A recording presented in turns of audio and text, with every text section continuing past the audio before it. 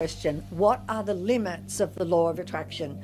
I've heard multiple times that the law of attraction doesn't have limits and that your beliefs are the only limit, but there are some things that are impossible, right? For example, flying like the birds or altering physical laws like gravity. It doesn't matter how much one thinks about it. I would love to fully understand this, and even though I've seen your video, I still don't get it. Okay, so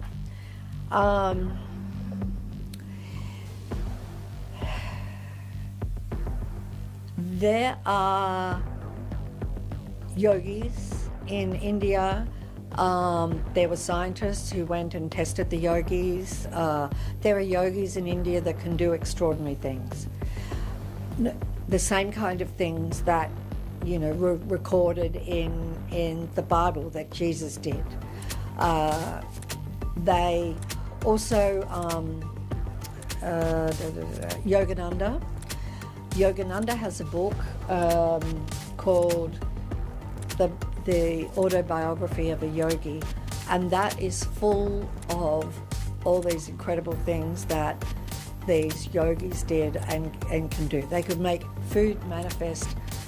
They would take empty containers on a trek across India, and they would fill those containers with food through using the mind. They did so many things. They saw the world, they saw the truth of the world, and therefore they knew how to do all of these things. They could see that the world was very vaporous. We kind of look at it that it's very solid, but the more aware you become and the more conscious you become, you realize it's a lot more malleable, you know, more vaporous. And so they would be able to appear in one place and then appear in another place almost instantaneously. So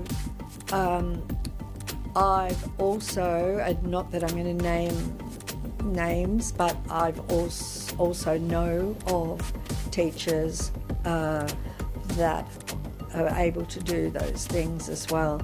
So I guess I'm just trying to answer this question by saying there aren't any limits, really, but it just depends where you are on the journey of consciousness, because these yogis, the internal work that they do and their level of consciousness is incredibly high.